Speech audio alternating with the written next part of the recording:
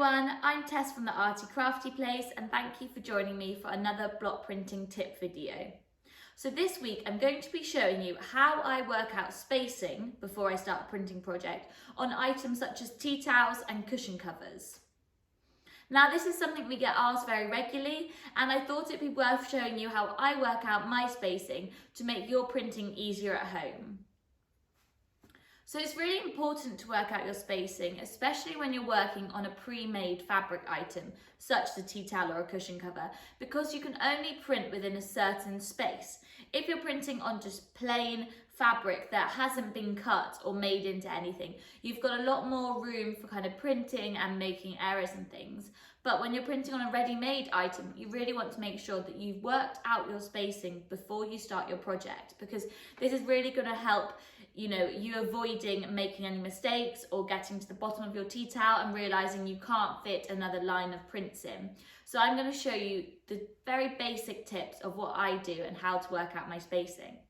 So on items such as cushion covers, I'm going to show you how I work out my spacing, especially for printing with tiles, because you've only got a certain space to print within. If you're doing a random design, you can kind of print all over and fill in the gaps. But if you're doing something like a patterned tile design that you want to be straight and have the kind of same equal spacing, then you need to think about this before you start printing. And I'm also going to show you how I print on tea towels in straight lines.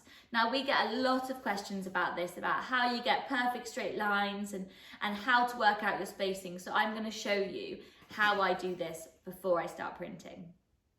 So first of all, I'm going to talk to you about my spacing on tea towels. Now, if you're wanting to do a sort of random design, you don't need to pay attention to this, because if you're printing random, you just kind of start on the tea towel and then gradually build up the pattern by adding more and more designs and filling in the blank space. And we do have other videos for that.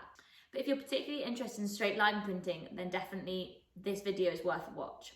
So first of all, when I do tea towel printing, there's kind of two different ways I do it if I'm printing in straight lines. Now I can either print quite regimented and print one under another. So if you can see this one, I've started with 4 on the top row, and on the second row, I've done another 4 prints, but directly under the line before or the line above. And then I've done the same again. So this you should work out with vertical straight lines and horizontal. So this is kind of, very straight line printing. But I think most of all, I tend to do a staggered print, which is where I printed 4 on the top row. So on my first row, I printed 4 hairs. And then on the second row, I've printed 3. And I've actually printed in between the top row, if you can see what I mean by that. And the only reason that I tend to prefer staggered is that I feel that it leaves me with less white space to fill in, because you're kind of filling in the gaps and you're not left with these really big clear white lines. And then also I feel that this kind of flows better, but this is just my personal preference. So when you're starting to look at your tea towel printing or your straight line printing, definitely try out on some practice fabric, whether you prefer a more staggered look or whether you prefer straight line printing. So to give you an example of this tea towel is printed with straight lines and I've done the same amount of prints on each row, so it's not staggered. So I've left a little bit of a design kind of gap in the middle, but hopefully you can see that each print is underneath or directly underneath the one above. So this is what you'd say, is just very straight lines. Whereas something like the tea towels I've got behind me, such as the hare and elephant, now these are staggered, so you can see that on this line I've done 5 prints and on this line I've done 4. So it's really up to you to figure out which you prefer. And again with this hare, this is staggered. So I've done more prints on this top line than I have on the second line. So like I said, have a little practice and see what you prefer, whether you prefer staggered or the very straight rows. Now, always when I'm doing sort of printing like this, you'll notice that I always use a filler block most of the time. Something like the hares and the elephants and things, I've used a little star in between.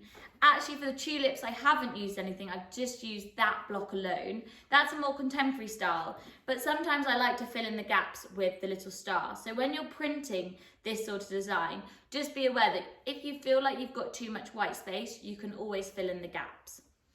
So something to bear in mind when you're working out your spacing is if you plan to do anything around the edge, such as I have done on this tea towel, like a border, what you want to do first is you want to print your border first, and then once that's dry, you then come back and work out the spacing for your middle. So I printed the lines and spots first all the way around my tea towel, and then I came back and I used this trick that I'm about to show you to work out my spacing in the middle. But if you're not doing anything around the outside, like this hair and star tea towel, then you would go straight in with this trick.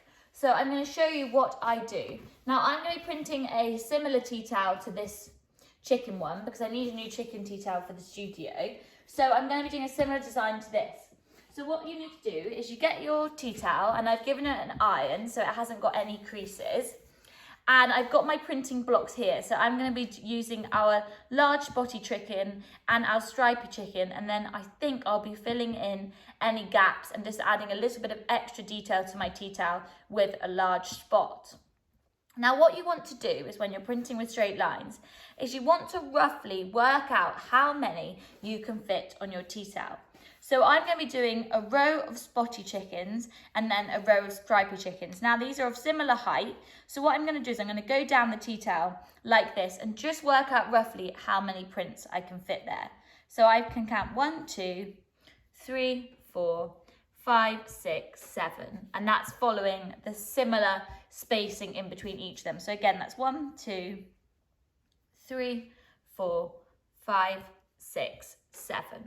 So I've got 7, and then along the top, I've probably got 1, 2, 3, 4, maybe 5 of the smaller ones. 1, 2, 3, 4, 5.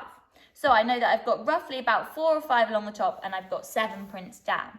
So what I do now is I take my block and I fold my tea towel, and I just work out how much room I'm going to need for that print. So bear in mind that the seam is going to give you a little bit of extra space. So that fits well there, and both my chickens fit well.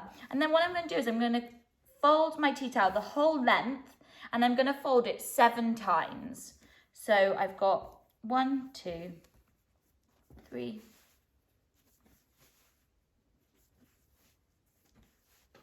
now that was not quite right, so I'm going to go back, and you're just going to work it out that what you want to do is what we want to end up with is 7 crease lines, and that's going to give us an idea of where to print in between. So I'm going to work this out and see where I get to.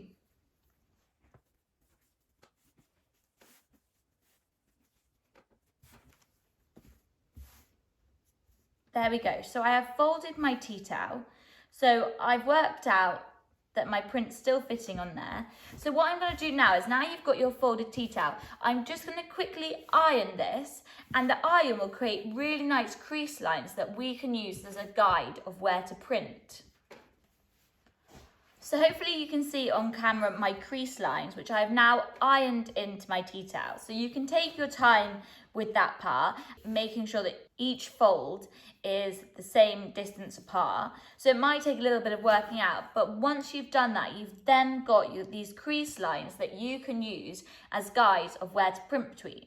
So you could even go one step further and do the same along the width like this, and fold it again, so that you end up with boxes of where you need to put your prints. But see how you feel and see what works best for you. I tend just to do these lines across the tea towel, and that's enough for me. So now, as you can see, I've got perfect spacing of where I need to print my chickens.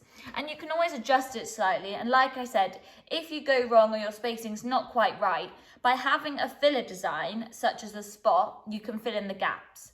So I'm going to get my paint tray out, and I'll start printing this and show you how I get on. So I think with my design, I'm going to do 4 prints of the large spotty chicken, and then I'm going to try and do 5 of the smaller stripy chicken.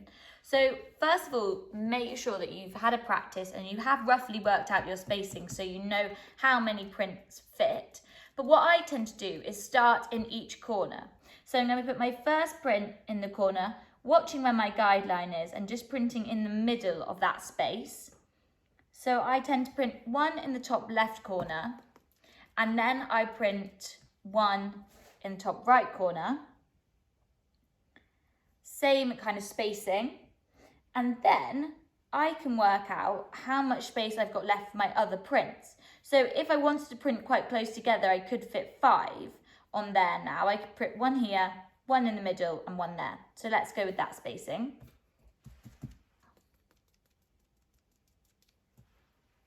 So I'm going to next print my one in the center of my tea towel. And this just helps you get kind of equal spacing. If you start here, you might find that you end up with quite a big gap at the end. So it's very important to double check your spacing.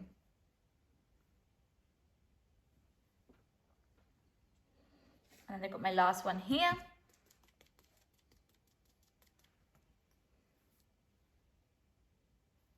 Perfect.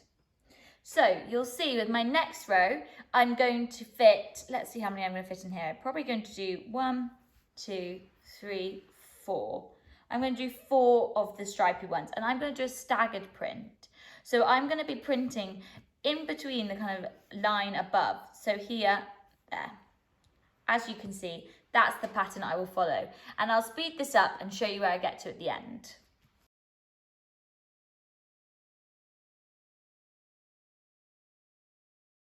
And here is my chicken printed tea towel. So I've used the lines that I created by folding and ironing my tea towel as guides of where to print within, so that I've got an equal spacing the entire length of my tea towel. So you can see here that it looks really good. Now I have got quite a lot of white space left. I have spaced my chicken so that there is quite a lot of white space left, but if you prefer more prints on a tea towel, you would just print closer together so that you can fit more prints on your tea towel. But that is something that you can look at when you're practicing your design.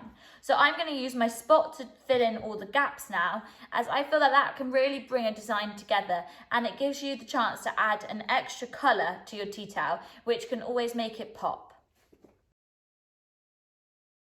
So here is my finished spotty chicken tea towel. I'm really over the moon with it, and having those lines really helps keep you straight, work out the perfect spacing, and I even use the crease lines to print along with my spot block. So that's given me really nice straight spotty lines, if you can see that. Now the colours I've used on this tea towel, if you want to have a go at the same combo, I've used aquamarine, Indian aqua and coral. So that's actually 3 colours that I don't use very often together, but I really like the mix. So next time you're having a go at tea towel printing or even on a tote bag, and you want to have a go at straight line printing and really work out that spacing, have a go at the fold and iron technique and see if that helps. I've had a lot of feedback from customers that have tried that at home and they've all said it's really helped and completely changed the way that they now start their printing project and really made a huge difference. So next up, I'm going to show you cushion cover printing and how to work out spacing when you're printing a repeat pattern on a cushion cover. Now I'm going to show you how I work out the spacing on a cushion cover, but this can work on a whole variety of items, you know, even tea towels, when you're lampshade printing drawstring bags. It's just a different way to work out spacing, and this works really well when you're using a more patterned tile printing block or a square printing block. So what I've done on this cushion cover is I've ironed it, and I've ironed it again in the middle to work out the centre. So I fold it in half and fold it in half again. I've ironed it and I've worked out the centre, so I've now got a centre point of my cushion cover. So now what sometimes I would do is you could either put your first print in the very centre of the tea towel, and then you can work your way outwards, or you can use it and print up to the centre point. So for example, with this tile, if I printed in the very centre, I'd only get one more full print in either side. So that's really not going to give me very much pattern. So what I'm going to do is I'm going to use the centre point and get the very corner of my printing block up to there, and that will allow me to have 2 full prints either side. So I'm going to work from my centre outwards, and then that's going to give me a really nice spacing. It's going to make this pattern very straight and coordinated, because if you start in the very top corner, you might find that when you get to the bottom that you don't have room for a full print, and also you might have gone quite wonky. Also, another good tip to keep on hand is definitely masking tape. When you're printing an item like a cushion cover or any ready-made item that's got a seam, you really want to stay away from the seam because that can give you a bit of an uneven print. So I tend to masking tape around my cushion cover or my bag, and then that way I stay away from the edge of my cushion cover or the item I'm printing, and it keeps the edge very nice and clean and means that I don't ever print up to that point. So I might have a little bit of a plain border around the cushion, but that means you're going to get perfect prints.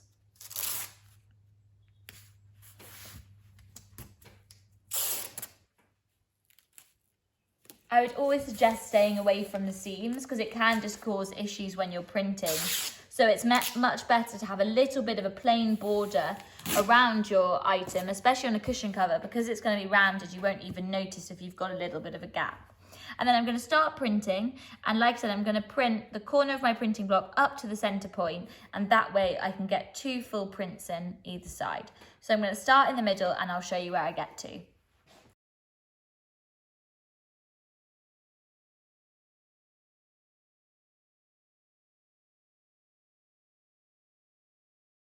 And here is my beautiful finished cushion cover. So I've actually gone for a colour combination that I don't normally go for, which was very much inspired by a lovely customer's creation that I saw recently.